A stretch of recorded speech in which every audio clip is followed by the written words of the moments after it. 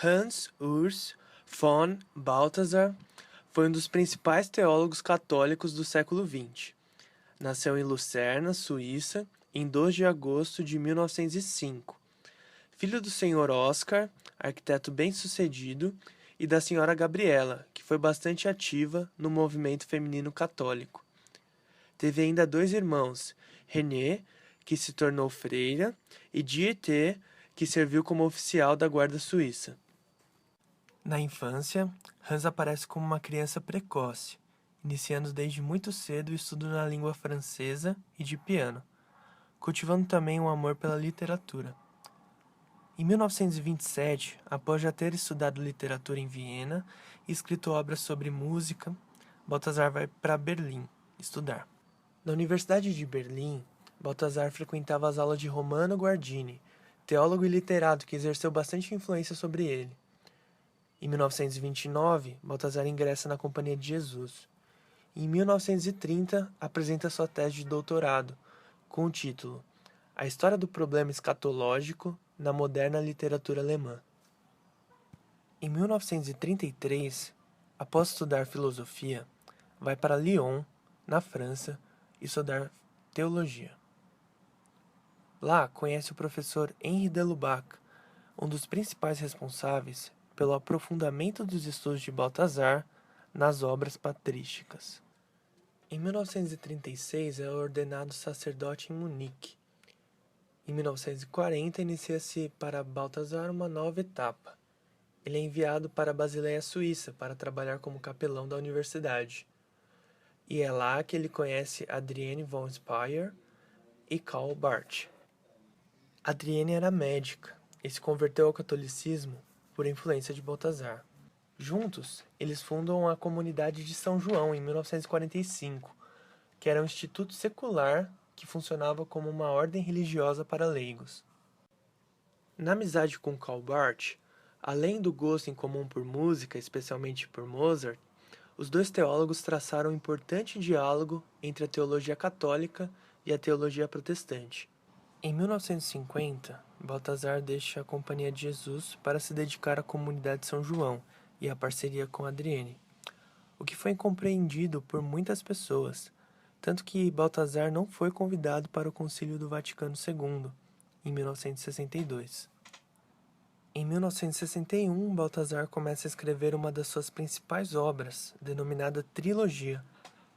Em 72, juntamente com Henri de Lubac e Joseph Ratzinger, o futuro Bento XVI, Balthasar funda a Revista Teológica Internacional Communio.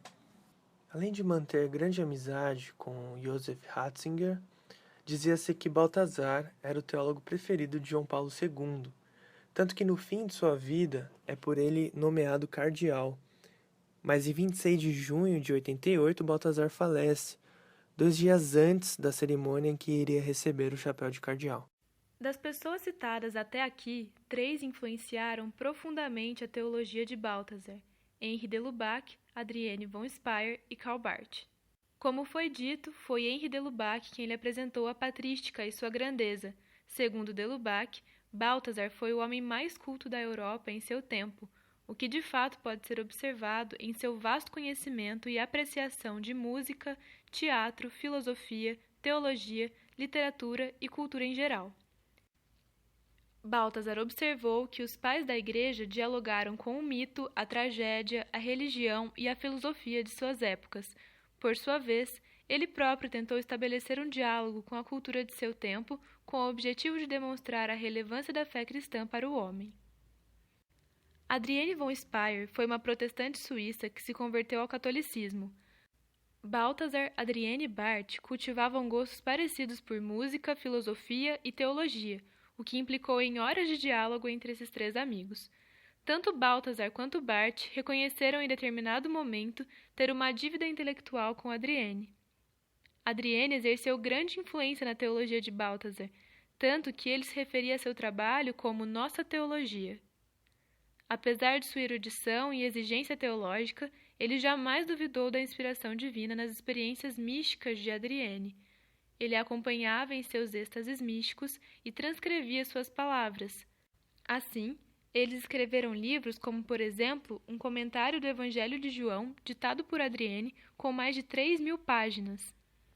Der Gott, der sein entscheidendes Wort in Jesus Christus gesprochen hat, das ist kein toter Gott, wie heute die Toren sagen, sondern das ist der lebendige Gott, der auch heute spricht.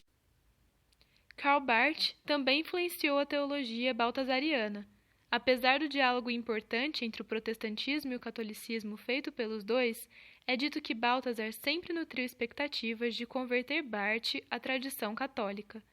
Por outro lado, se Balthasar teve algo de protestante em sua teologia, isso se deve, sem dúvida, aos diálogos com Barth, que o convenceu da importância de se estudar a teologia da Reforma. É possível que a teologia de Barth, centrada na Bíblia e em Cristo, tenha influenciado Balthasar a considerar essas duas coisas como essenciais, tanto para a teologia quanto para a pregação cristã.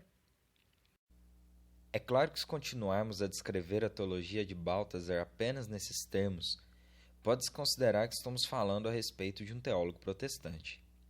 Porém, não é esse o caso.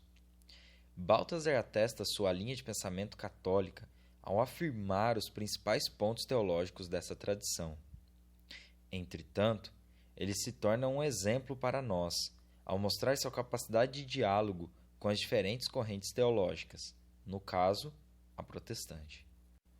Apesar de dar à Bíblia um lugar central em seu ensino e teologia, como já vimos na sua relação com Adrienne, Balthasar tinha uma posição controversa quanto à revelação e também sobre a interpretação bíblica. Ele utiliza abundantemente a Bíblia em seus escritos, mas não de acordo com o método histórico crítico, e sim pelos chamados 4 sentidos da Escritura, uma interpretação mística. Assim, Balthasar buscava uma teologia não da doutrina, mas da existência, das pessoas, da história. Para ele, o compromisso cristão com o mundo não se reduz a uma abstrata atividade teológica, pois na vida dos santos a teologia vivida sempre teve primazia à teologia escrita. Sua obra mais importante é a trilogia, dividida em teoestética, teodramática, teológica. Este trabalho foi elaborado nos últimos 25 anos de sua vida. Na primeira parte, tudo é visto à luz da beleza da revelação que atrai e arrebata. Na segunda parte, o drama se coloca em torno do confronto entre a liberdade divina e a liberdade humana, sobretudo em relação ao bem e ao mal. Na terceira, Balthasar trabalha o conceito da verdade e da sua relação com o Espírito Santo e o mundo. Ao estruturar sua obra, que mais se aproxima do que entendemos ser uma teologia sistemática nessa ordem, Balthasar nos dá uma boa dica do que para ele é mais importante na teologia. Mais importante do que a natureza da revelação, ou como a verdade pode ser conhecida, ou quais são as razões para se crer em Deus, Balthasar afirma que a beleza da revelação a respeito de Deus, em Jesus Cristo, é o que há de mais sublime no universo. That this was one of the things that was wrong with modernity, that people did not pay enough attention to beauty, and that beauty needed to become at the beginning. Because if you weren't drawn to God, if you couldn't see the beauty of revelation, then you'd not be interested in its truth, or you'd not be interested in pursuing the good if you couldn't see the intrinsic beauty of goodness. So that beauty, he wants to say, is The very image fundamental. In Balthasar's first part of his trilogy is that what happens in Revelation is analogous to what happens if you're standing before a beautiful work of art, that you're taken out of yourself, you're overcome by its beauty, and you see the whole of it, and you recognize it. You don't work your way up step by step to deduce at the end that's a beautiful work of art. It's just something that happens to you. A beleza da glória de Deus o embriagava. Para ele, só uma teologia bela pode ser uma teologia eficaz. Sua ênfase neste tema fica evidente em sua obra. A primeira parte da trilogia, a Teoestética, tem 7 volumes. Nas palavras de Balthasar, mehr oder weniger die heile Welt. Dann kam der Weltkrieg, ist übrigens in meiner Jugend vorbeigegangen. Ich war noch in der Schule, als ich die Bulletins jeweils heimbringen durfte. Deus vem primeiramente a nós, não como mestre, nem como redentor, mas para mostrar e irradiar Ele mesmo, a glória de seu eterno amor trinitário, com aquela ausência de interesse que o verdadeiro amor tem com a verdadeira beleza. O mundo, com sua própria glória, foi criado para a glória de Deus e também será salvo para a glória de Deus. Perceber a glória divina sempre envolve ser arrebatado por ela. Contudo, a revelação de Deus não é um objeto para ser simplesmente olhado, e é por isso que Balthasar nos apresenta o Teatro da Glória de Deus, a segunda parte de sua trilogia, onde o mundo só pode responder e compreender a ação divina por meio de sua própria ação. Somente após isso podemos seguir à terceira e última parte, que terá que refletir sobre como esta ação é expressa em termos de conceito e palavra. Para Balthasar, se por estética estamos pensando mais no ato da percepção ou da sua beleza, estamos reduzindo a uma visão estática que não faz justiça ao fenômeno da revelação divina. Teologia, da mesma forma, pode vir a falar em termos estáticos, mas só pode ser justificada se já tiver experimentado a dinâmica da revelação divina, e se a partir daí renasce sempre de modo novo, não como um produto morto. Assim, não devemos tentar ir direto da estética para a lógica, mas precisamos vivenciar o drama, que é o elo entre os dois. O drama teatral é também o elo perdido. Ele transforma o evento em uma imagem que pode ser vista e, assim, expande a estética em algo novo, traduzindo esta imagem em discurso. Isso só pode ser feito pelo compromisso absoluto encontrado nesse drama, em que o único Deus coloca cada um de nós a fazer o nosso papel único. A morte se transforma em vida, e isso é algo que também ocorre em nossos corações, a fim de que, atraídos para a ação, possamos olhar em direção a esse centro no qual todas as coisas são transformadas. Balthasar diz que, no Teatro da Glória de Deus, o limite entre o ator e o auditório é removido, e o homem é um espectador ao mesmo tempo em que é um ator. Ele não se limita a ver a si mesmo no palco, ele realmente atua nele. Mas o teodrama é o teatro de Deus. O conteúdo decisivo das ações é ele que faz. Deus e o homem nunca aparecerão como parceiros iguais. É Deus que age sobre o homem, para o homem e em seguida junto com o homem. O envolvimento do homem na ação divina faz parte da ação de Deus, não é uma pré-condição para isso.